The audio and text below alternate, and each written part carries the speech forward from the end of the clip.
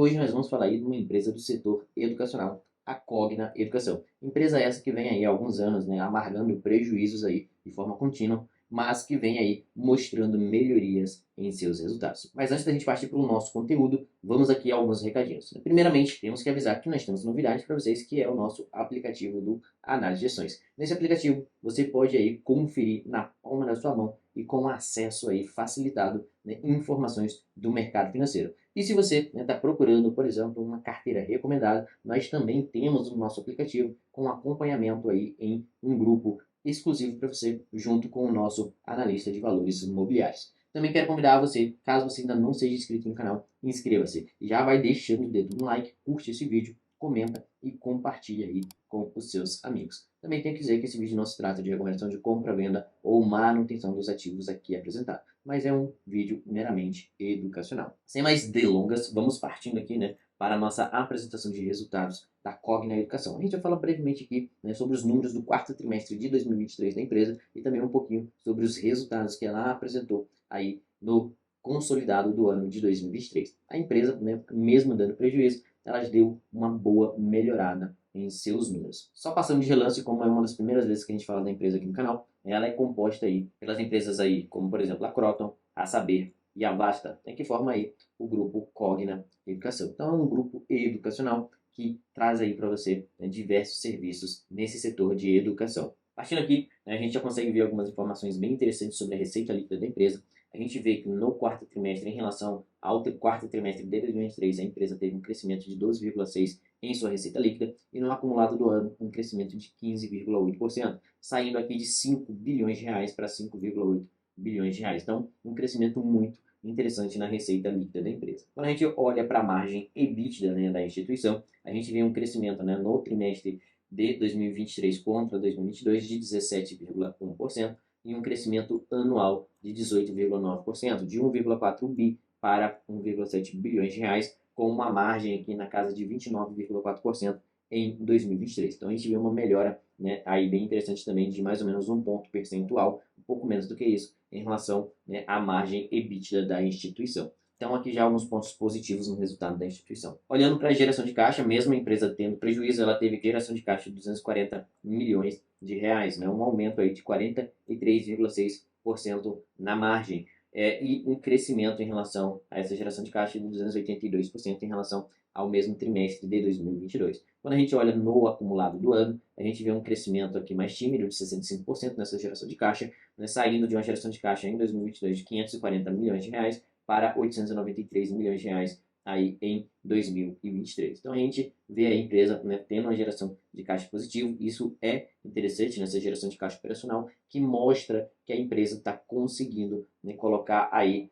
o seu negócio para funcionar, né, e dessa forma, com o tempo, ela vai entrar aí, né, no positivo. Seguindo adiante aqui, né, quando a gente olha para o lucro prejuízo, a gente chega num ponto bem importante. A gente tem aqui dois pontos para analisar, que é o lucro prejuízo ajustado, que ele tem um ajuste que é referente a uma baixa de um imposto que foi realizado aí no quarto trimestre de 2023 sobre um prejuízo fiscal, né, que eles tiveram aí em algumas empresas do grupo, que impactou o resultado no ano de 2023. Então a companhia ajustou aí a sua reorganização societária para submeter até 2 propostas de novos cursos de medicina no programa do Mais Médicos, né? Então isso aqui é bem legal, mas também mostra para a gente que eles têm uma íntima ligação com programas do governo, o que acaba, né, dependendo do governo que estiver, de que rumo esses programas tomarem, a empresa acaba sofrendo um pouco mais, né, e reduzindo o ativo fiscal diferido temporariamente. Essa redução é contábil e não afeta compensações fiscais futuras. Então, quando a gente olha aqui, né, para esse prejuízo líquido ajustado, a gente vê, né, que esse prejuízo saiu de 52 milhões lá em 2022 para 289 milhões agora em 2023, um crescimento aí de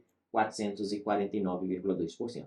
Quando a gente olha no lucro prejuízo recorrente, né, sem aí esse não recorrente que aconteceu desse imposto, a gente vê que o lucro prejuízo tendo uma queda de 6,8% no período, comparando ano contra ano, saindo de menos 528 milhões para 492 milhões, demonstrando uma leve melhora na operação da instituição.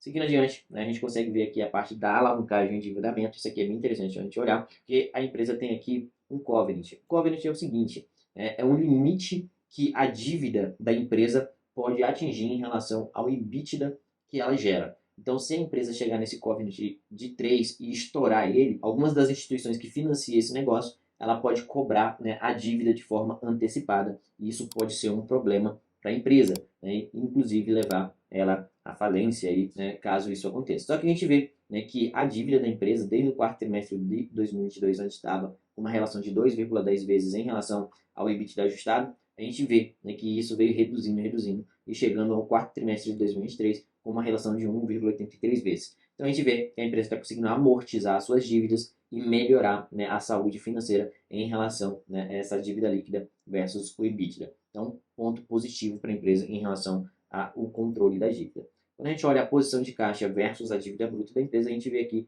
né, que a empresa possui hoje, né, de empréstimos e financiamentos 4,9 bilhões de reais, 136 milhões de reais aqui em contas a pagar, né, totalizando aí 5 bilhões de reais de dívida bruta. Tirando aí a disponibilidade da empresa, que é de 1,7 bilhões de reais, ela termina aqui com uma dívida líquida na casa de 3,2 bilhões de reais. É uma dívida aí, né, relativamente alta e também com um cronograma de pagamento deveras apertado. A gente vê aqui que a empresa, né, no primeiro ano aqui, ela tem que pagar 1,4 bi, no segundo 1,5 bilhões, e depois no terceiro ano a gente vê aqui, né, 958 milhões, e a partir do quarto ano em diante, né, 1 bilhão de reais. Então esses praticamente 3 bilhões aqui no curto prazo é um pouco aí preocupante, né? Então é algo para a gente ficar de olho na empresa. Então a gente vê, né, um resultado da empresa melhorando, apesar de ainda estar no prejuízo. Quando a gente vai aqui, né, no site Análise de Ações e a gente dá uma olhadinha, né, aqui nos números da empresa, a gente vê que nos últimos 30 dias, aí, no último mês, ela teve uma desvalorização aqui de 8,14%. Só que nos últimos 12 meses, né, como ela vem melhorando os resultados dela, ela teve uma valorização aí de 31,67%,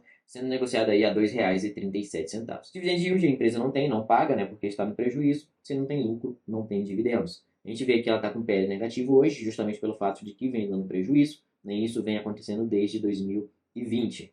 A gente vê aqui também um PVP na casa de 0,37, ou seja, ela está negociando aí, né, praticamente 63% abaixo do seu valor patrimonial. O lucro por ação da empresa hoje é negativo em 16 centavos, com o valor patrimonial na casa de R$ 6,44.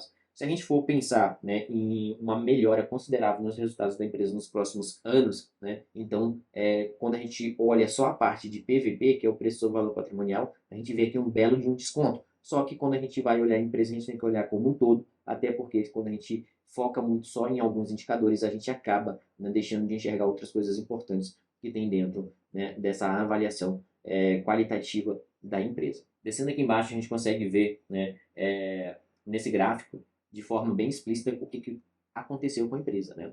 A gente vê que a empresa vem crescendo aqui, né, 2007, 2008 até 2016, ali, o crescimento na sua receita e no seu lucro líquido, né, e a partir de 2018, essa receita, né, continuou crescente até 2019, mas, né, o lucro líquido já vinha mostrando uma queda, né, chegando aqui ao seu patamar de 230, chegando aqui ao seu patamar de 243 milhões, que foi o seu último lucro que a empresa teve, né, quando ela teve um pico de receita líquida na casa de 7 bilhões de reais. Logo depois, em 2020, pandemia, tudo que aconteceu, a gente vê a empresa entrando aí, né, num lucro líquido negativo na casa de 5,8 bilhões de reais.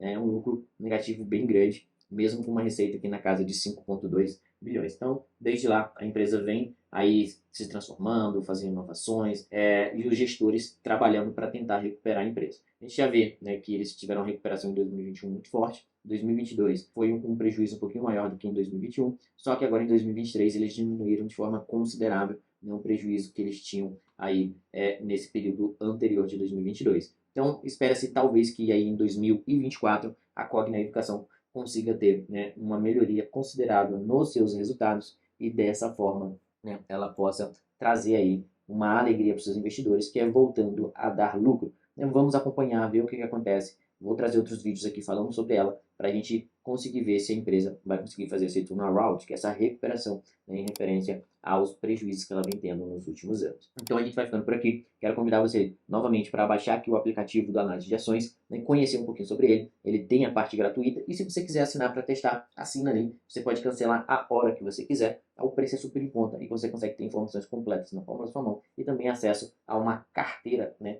E tem acesso ali também a uma carteira acompanhada pelo nosso analista de valores imobiliários. Vou ficando por aqui, peço para você curtir, comentar e compartilhar esse vídeo. E se você ainda não é inscrito aqui no canal, inscreva-se. E a gente se vê no próximo vídeo. Tchau, tchau.